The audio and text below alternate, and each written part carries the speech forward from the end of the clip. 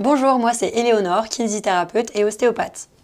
Et moi, Damien, ostéopathe, et on va vous parler de la partie genou qui est proposée sur l'application Andrew, donc tous les exercices qu'on va pouvoir proposer à nos patients après une consultation qui correspond à ces symptomatologies-là. Donc on va commencer par de la mobilité.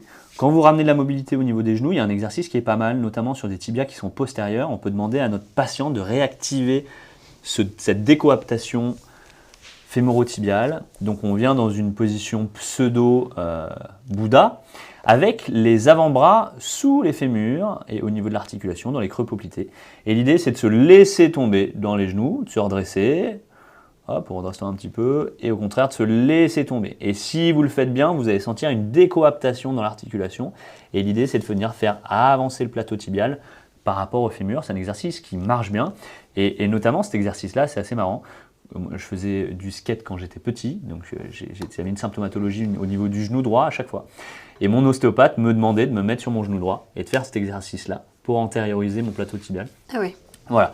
Et donc ça, c'est des choses qui m'avaient quand même bien soulagé. Donc je me souviens de cet exercice grâce à ça, pour Donc moi, l'anecdote. au début, je l'avais mal fait. Il faut bien mettre dans le creux poplité pour bien sentir. Assez haut, hein. Voilà, on le met assez haut dans le creux poplité pour venir descendre, venir décoapter, amener une décompression au niveau de l'articulation. Et alors, logiquement, hein, vu qu'on vient faire un appui postérieur, on vient faire avancer le plateau tibial.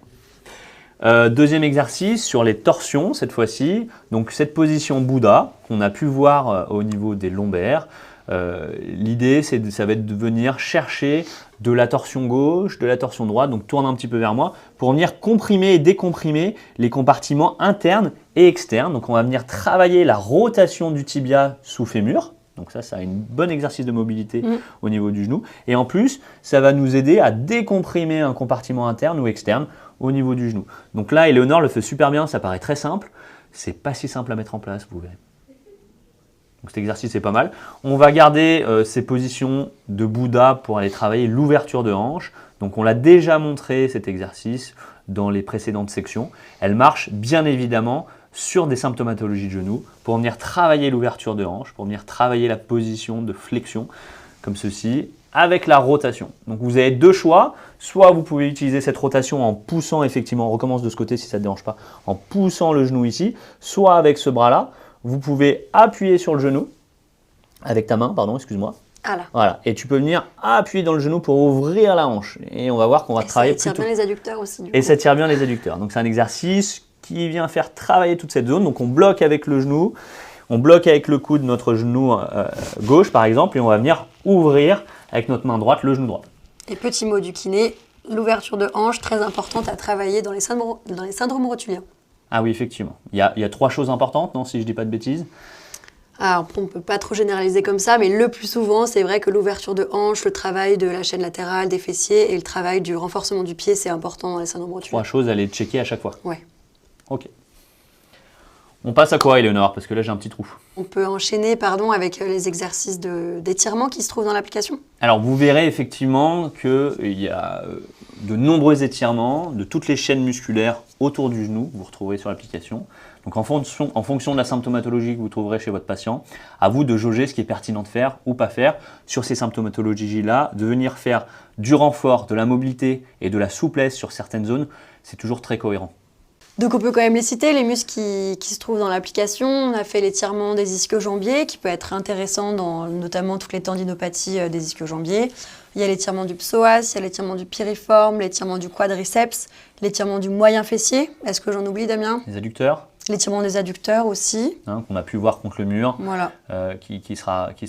tout cela sont importants à garder sous la main, à être gardés sous la main, je vais y arriver. Voilà. Donc maintenant qu'on a vu la mobilité et la souplesse, on peut parler renforcement. C'est ma partie préférée. Allez, super, fais-moi souffrir alors. Alors on va rester sur le tapis, Damien. On va te faire travailler un peu les quadris. Tu vas venir à genoux.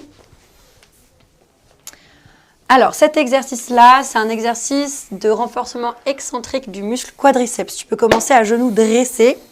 L'objectif, c'est de bien garder épaules, bassin et genoux alignés et de venir descendre en arrière. Exactement. Tu vas aller le plus loin possible en fonction de tes capacités et quand t'en peux plus, tu poses les fesses. Oh, ça tire, dis donc. Ça a bien craqué. Ouais. Alors cet exercice-là, qui fait travailler le quadriceps évidemment, Intéressant pour les tendinopathies patellaires, pour les syndromes rotuliens.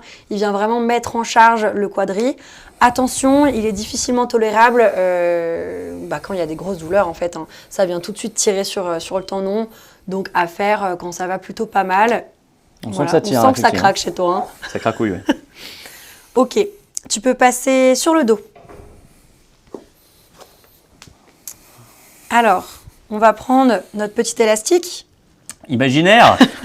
Donc un élastique imaginaire qu'on met juste au-dessous des genoux et Damien va venir lever son bassin. Donc, c'est comme si je l'avais ici, hein. Hop. Ouais, voilà.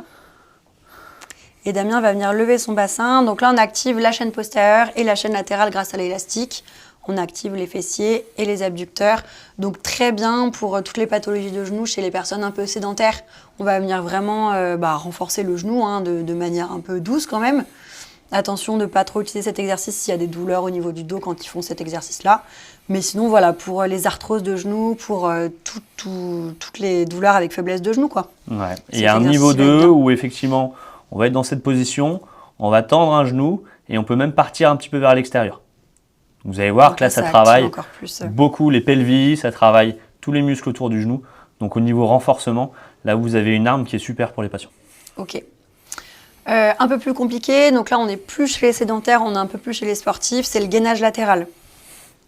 Gainage latéral, donc là on va venir travailler la chaîne latérale du genou en synergie avec les abdos. Donc par exemple, ça va être plutôt pour les sportifs qui ont des douleurs au genou, par exemple à la course ou quoi. Surtout que le troisième niveau de cet exercice, alors le deuxième, c'est on lève la jambe, voilà, ça active encore plus. Et le troisième niveau, on reproduit un mouvement de foulée avec le membre supérieur. Tu veux me faire souffrir, hein? Ouais. Donc il est assez fonctionnel finalement cet exercice. Il vient recruter pas mal de muscles qui peuvent soulager du coup les douleurs de genoux à la course par exemple.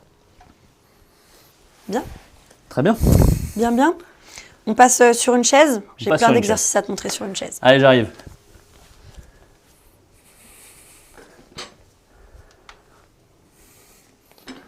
Hop. Alors, pour les personnes vraiment sédentaires, donc là, c'est les personnes âgées qui viennent vous voir avec des douleurs d'arthrose.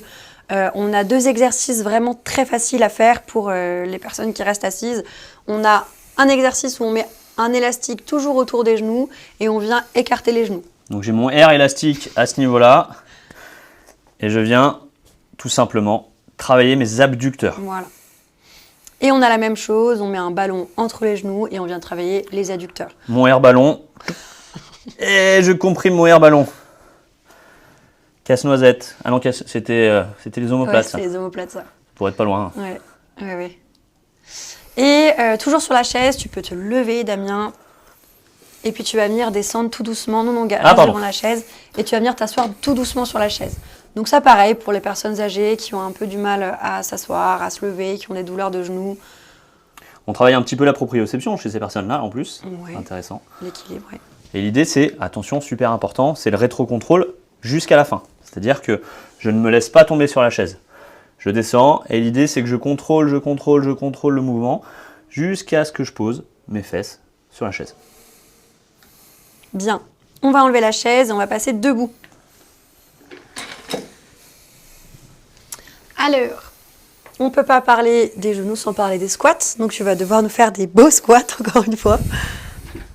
Allez, c'est parti. Donc là, c'est vraiment plus un exercice de prise de conscience. Ça peut être surtout chez les personnes sédentaires aussi, qui peuvent faire des demi-squats si le squat entier est trop compliqué. Hein. Donc, on active tous les muscles des jambes là. Vraiment le classique à faire pour les personnes sédentaires avec des douleurs de genoux. Niveau 2, on va peut-être pas le montrer, mais il y a squat sauté. Ouais. T'es sûr que tu veux pas le montrer? Allez. Bon, alors là, on est plus chez les sportifs du coup. Et l'idée, encore une fois, j'en parlais la dernière fois, c'est le retour qui doit être le plus léger possible. Voilà, donc par exemple pour les douleurs de genoux à la course, là ça permet de travailler le bon amorti, d'être le plus léger possible, de bien freiner et aussi de bien être explosif quand on saute. Nickel, on va cibler un peu plus par exemple sur les douleurs qu'on peut avoir au niveau des tendons des ischio-jambiers. On a un exercice dans l'application qui est un exercice excentrique. Non, c'est pas ça. Tu vas venir en équilibre sur la jambe droite.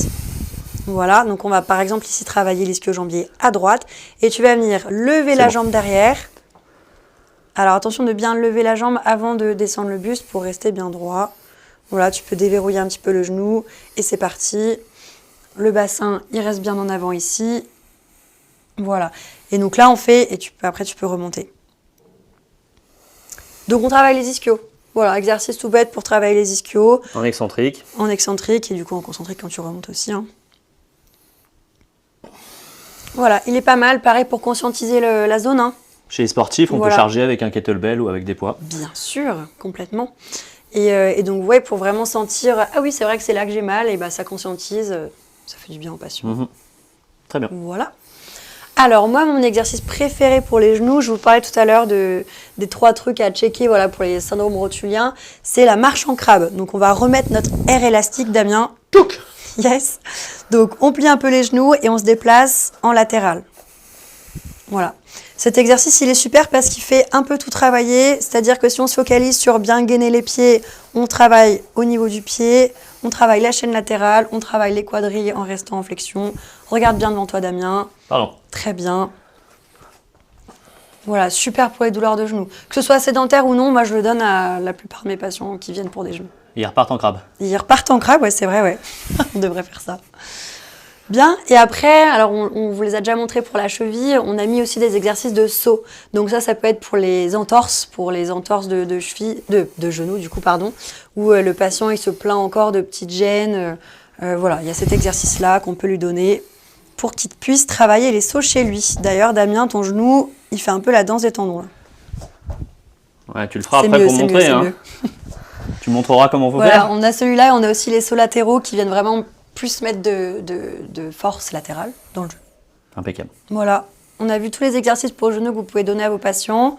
Donc évidemment, si vous remarquez qu'il y a une douleur de genou qui est associée vraiment à une chute du pied, à des fermetures de hanches, vous cliquez sur la zone hanche ou cheville pour vraiment travailler un peu plus, qu'il y ait plus d'exercices disponibles pour la hanche et le pied. Tout à fait. On travaille toujours les 5 articulations dans la théorie autour de l'articulation qui a une symptomatologie. Exactement. Merci à tous.